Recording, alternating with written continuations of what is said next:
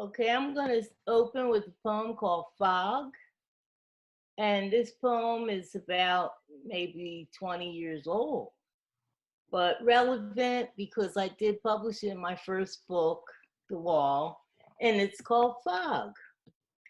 Fog smells like pain, feels like a blanket, an absent mother's breast. Fog sounds like silence, is smooth to the touch. The sight, the look is ancient.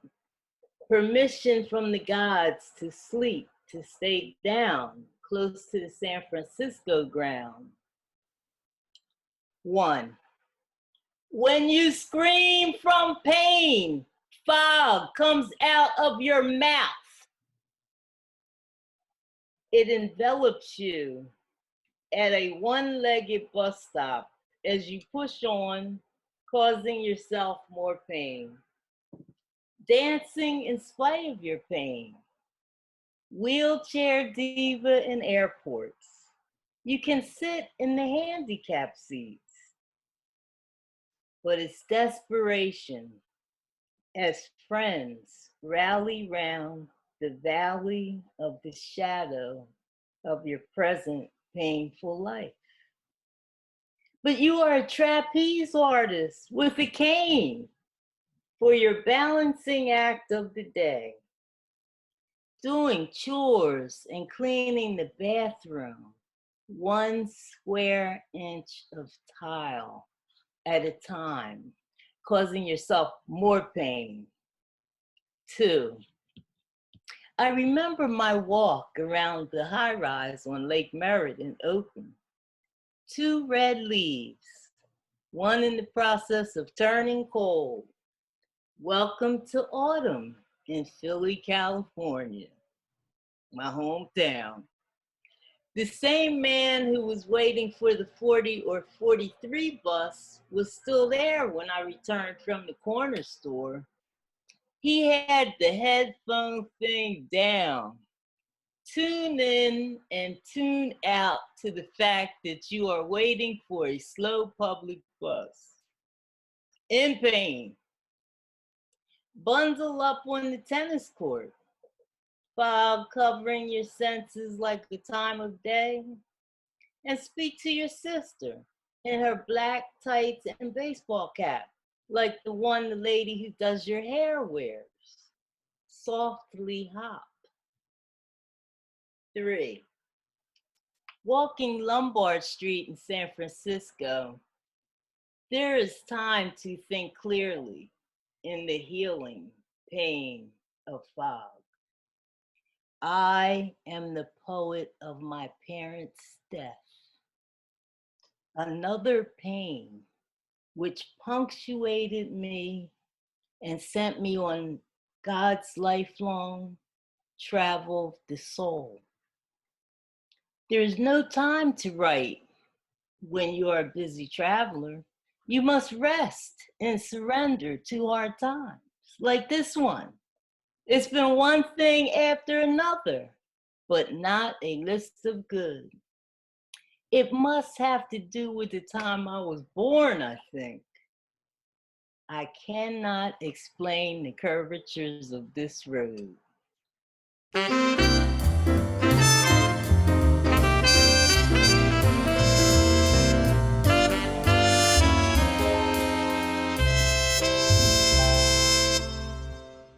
And you know, this is for you because you're a Bay Area guy. And I had my affiliation with California Poets in the Schools. They're based in the Bay Area. Oh, wow. And I was on the board of directors and also poet teaching, which is a real job.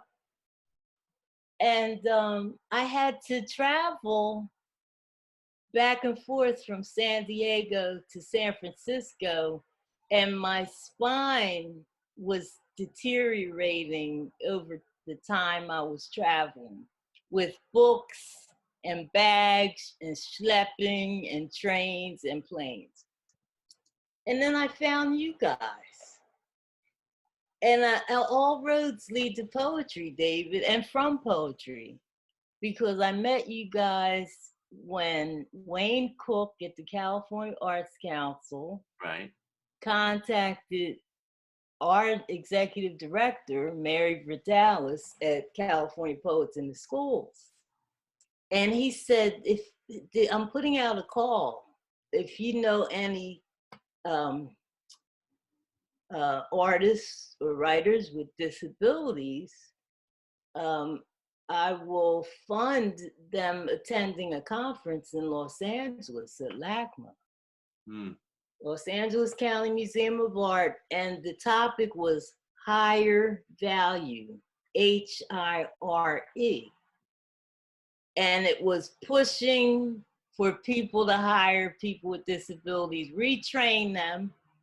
You know, for me, for example, I couldn't carry 50 pounds of books and travel. Right. You know, things like that. And so I met you and Gail, of course, Williamson, and Gloria Castaneda. We were in a breakout session together. Oh, and I was so grateful to Mary, because, you know, at CPITS, we call it, California Poets in the Schools, because she was like, you're it, you're who they're talking about, you know? And I'm like, oh yeah, that's right. I'm in physical therapy. I walk with a cane.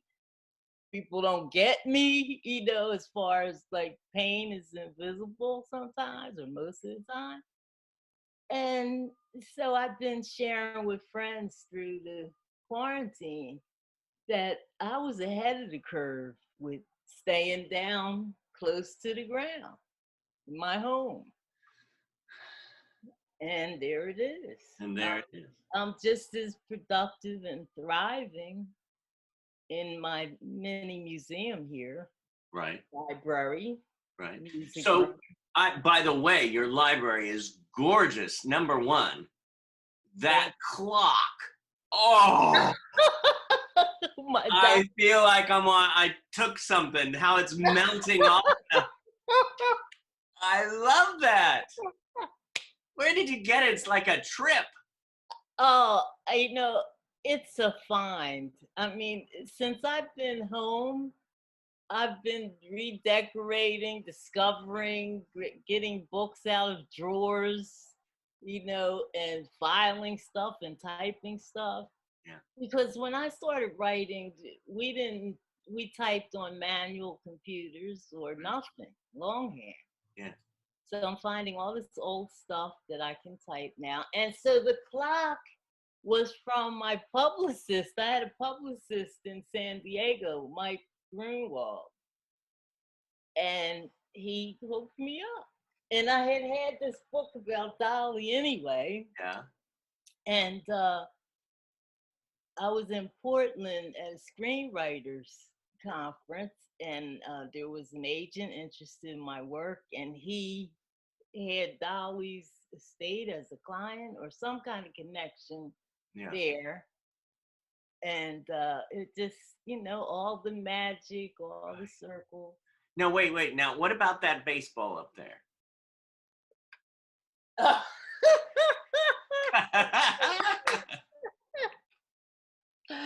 Oh God, I have to laugh.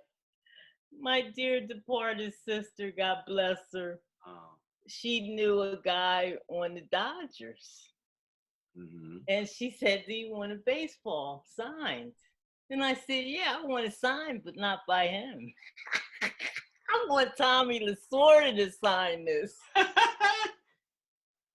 Because Tommy's our homeboy from Pennsylvania. Right.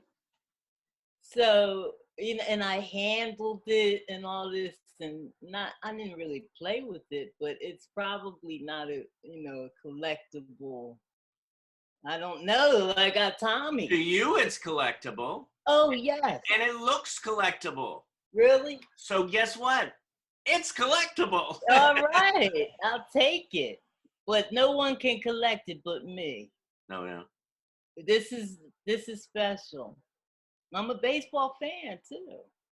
I know a lot about Tommy Lasorda. So it all fits. By the way, Yeah. Minerva. Yes. Where did that name come from? Yes. By the Minerva. way, this is Minerva. Should I say the full name or just Minerva?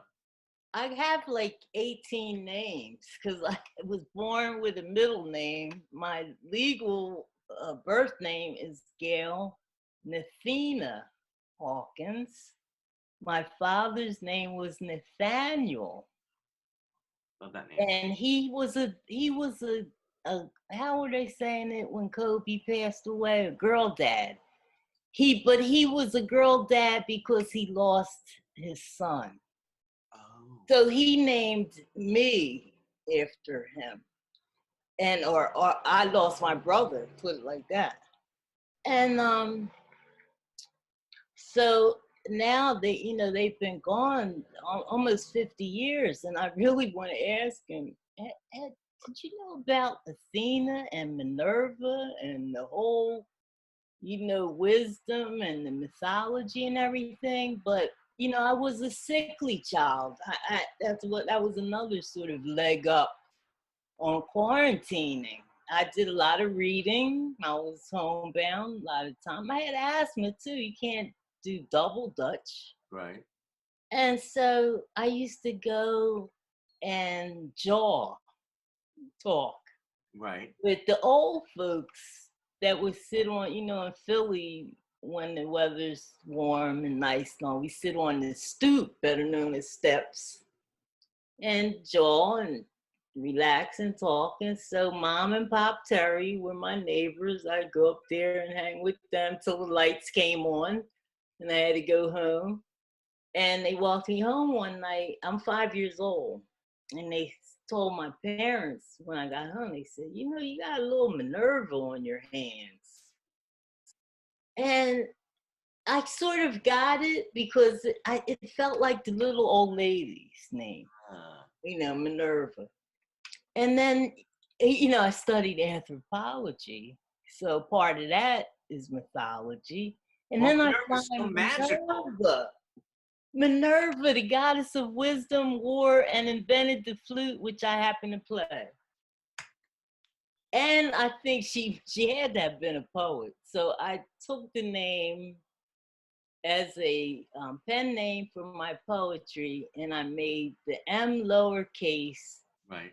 Because I always felt like I wanted to really respect and pay homage to my birth name, Gail Nathina Hawkins. And then I have friends that call, hello, is this, hey, Gail, Minerva, hey, Nathina, yeah, Nathina, hey, Gail, Hawk, what's up? Wow. It's really been a joy. Well, I mean, you are a joy. I mean, every time I'm around you, you have such a light within you.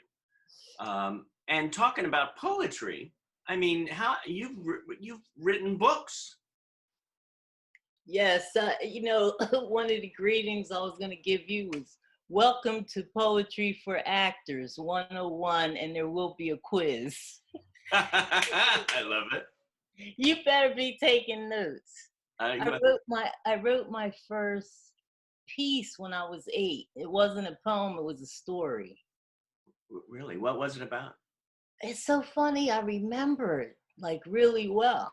It's a wonder it's still not around here or something. It's probably not, but it was called The Flight of the Balloon People. I love that. The balloon people were my friends. And the story was about a sickly child, hospitalized or whatever, lonely.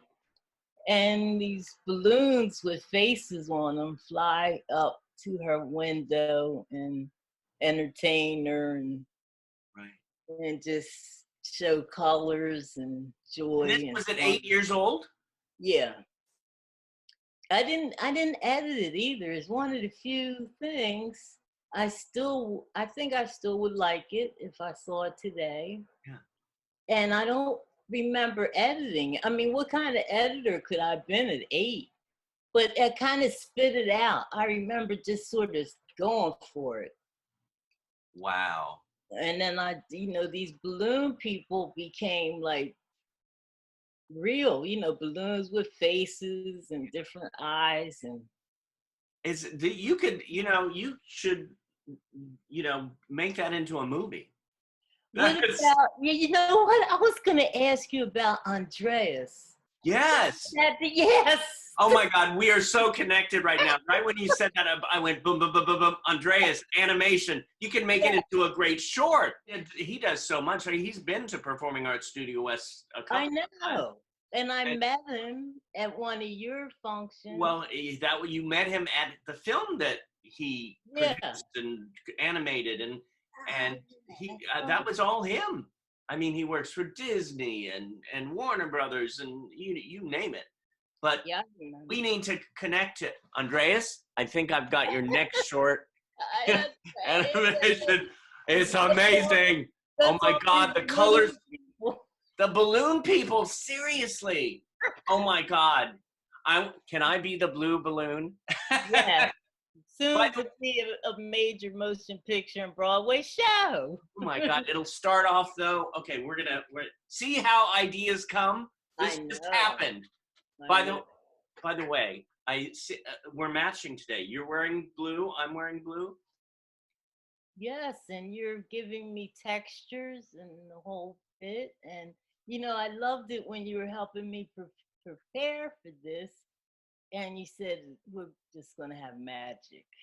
Well, it does. It always listen. Whenever I'm around you, it's magic. I was even thinking when you were reading and you were talking. I was thinking you could have like a daily 5-minute poetry reading and Ah, just put it on your own show. And I wore this because I thought this is like a poet's outfit. And it is.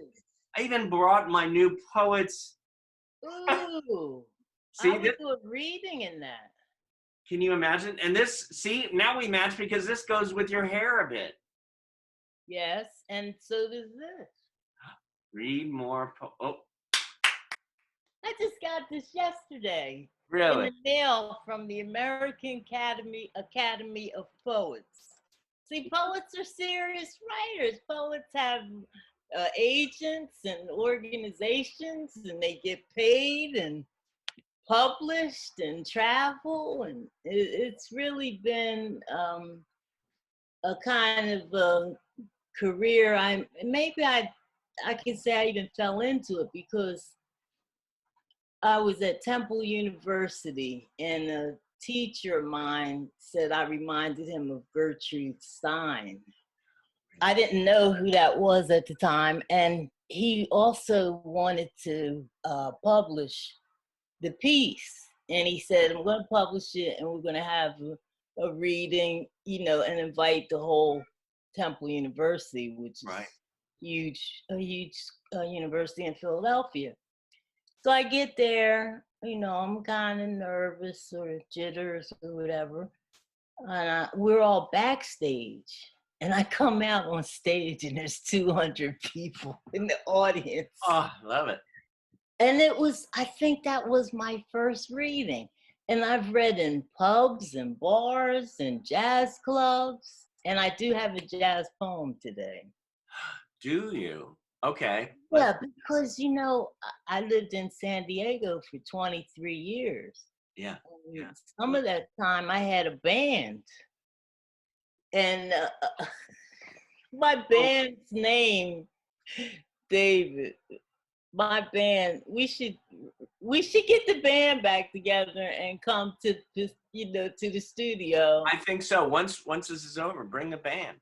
My band's name was the Every Month is Black History Month Players. Yeah. And our motto was, we don't just work in February. Exactly.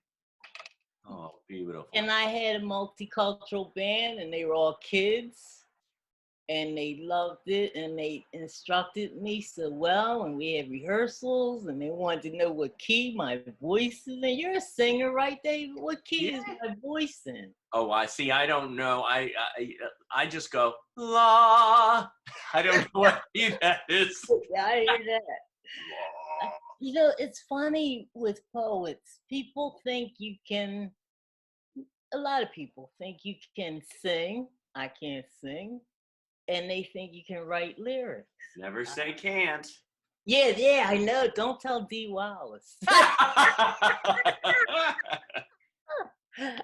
I saw that. It's fun, interview huh? you did. I saw many of the things you did, and they were really wonderful. Well, we enjoy doing this. By the way, I mean, not just poetry, but you write. You've covered many jazz greats. Oh yeah, so much fun. And I was young, so I probably couldn't have afforded those venues I was Right. in. Lincoln Center, and I covered Miles Davis's return from retirement, and I think I need to check this. I Yeah. wonder if he's one of the few, if not only, entertainers that came out of retirement only once, or athletes or anybody. I think he only retired once, came out, and then that was it. We're still connecting here because our dear Alexander Tovar, who edits this wonderful show and does the Oh, theme song, he has his own music class. And he did a whole thing on Miles Davis. And you're like, you connected to it. So I've got to like connect you two also, both of you. yeah, that was fun. One of the well-known poets that we've worked with over the years, and I know him in New York, he was the quintessential biographer for Miles. Wow. Look at that. Look at And he just exudes energy just through that photo. and it was the best experience. I sat behind Gato Barbieri. You know who that is? And I was like, that hat? And they also had a birthday party for him backstage at Lincoln Center. I went to that, and he was married to Cicely Tyson at the time. Oh, There was a you whole went to that birthday party? there was a whole bunch of media, but it was just so gorgeous. She was all in white, I think leather. He was all in black leather, Yeah. and then I think the cake kind of played off their look and so forth. Right. But I like to read the inscription because it speaks to Miles. It speaks about Miles. Yeah. Quincy True. Oh, he did this on my birthday. This says May 19th, 1990. Wow. Wait a minute, is that 30 years? Oh my God. 90? Yeah. Yeah, I guess so. Oh my goodness. And it says, to Minerva, here's to the music of this great trumpet player and musician, to his uncompromising, I used to know what this word was, his writing, his place in the world, and the breathing that he talks about, all kinds of stuff Miles helped him with. And here's to you on your birthday, all the best of everything.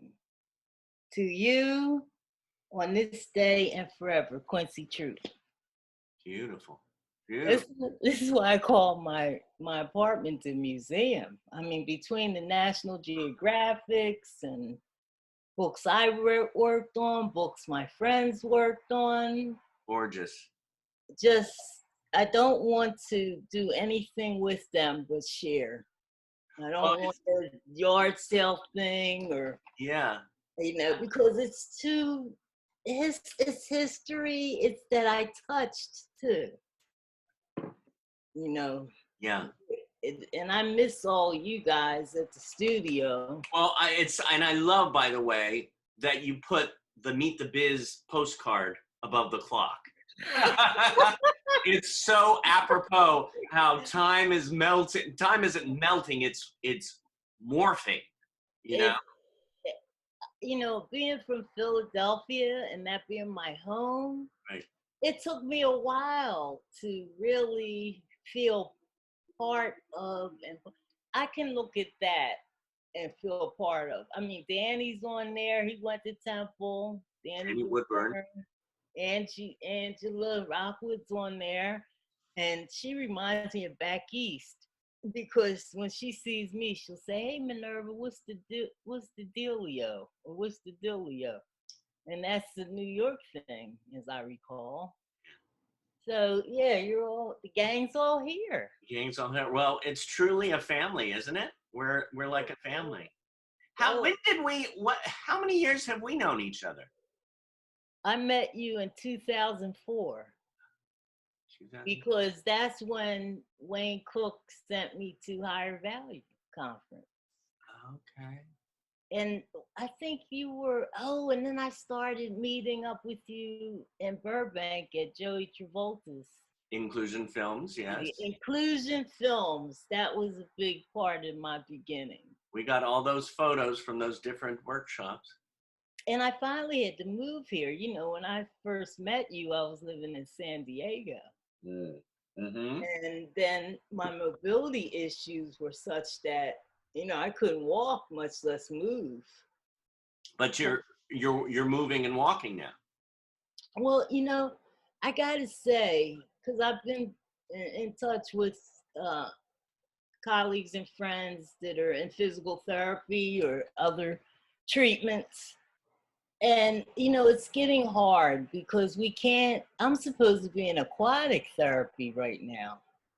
I'm not getting in the pool. And Right. so we're losing ground. Some of us are losing ground. I know a dancer that's in physical therapy for nerve damage, and it's getting scary. But I've been doing pretty good because when this started, I was at a good place. Do you think do you think the creativity that you have keeps you breathing fuller? Like, Big time, big time. And that's where you guys come in because I wasn't born with this disability. I developed this in my 40s. And so all of the students and in my screenwriting classes that were vision impaired and so forth, they taught me a lot about quality of life issues, what's important, who's important. I mean, so many lessons. And, there have been days when I've wanted to say things like, uh, people that have struggled with disability wrote the book on social distancing, um, not being limited, right. things like that. And there's another part of me that wants to say, developing this disability in my spine has been one of the best things Yeah. that happened to me. I mean, because just not just meeting you guys and getting work done and so forth, but learning that I can't carry 50 pounds of books anymore, but I know how to do And different. you look at it in a positive light. You Yeah, look at it, yeah. nothing stopped. Yeah, I look at it in a positive light because, and then especially now, and that's another thing about people with disabilities. You want to know what's important? Talk to somebody that, has been in bed for 2 years. Or, I mean, I have a nephew now I'm worried about in Pennsylvania because he's in a nursing home. He's 44 years old. Oh. So it's kind of like, I got all this poetry and jazz and music and friends, and he was a football player at West Point. Wow. So you get that balance. Yeah. You get that centering. You get that okay. You get that validation too. Because pain is not visible. But there were days I wanted to wear a sign. I am in excruciating pain. I can't even take a shower today. Leave me alone, or it just, there's so much. And it's sort of like what's going to happen, I think, with the paradigms that are shifting now around Yeah. Yeah. social issues, race, etc. We got to peel a whole bunch of layers. Yeah. Peel a whole bunch of layers. The side effects of racism, self-hate. Hmm. One thing, why do people riot? Because they don't care. And somebody told them They don't care about them or whatever. There are layers, layers, layers, layers, layers. Yeah. Yeah. And misrepresentations and all kind of stuff. And I'm very grateful for the work you, Gail, and Gloria, and people like that have done, because it really, people need that same kind of heart and mind to deal with Black people in America that have been here a very, very, very long time. And I've been putting up with this for so many decades. Mm. Decades. Mm-hmm. And now I'm like, if it ain't time now, jeez, you know? And I think there's a lot of lessons that we can take from the disability community. Right. Right.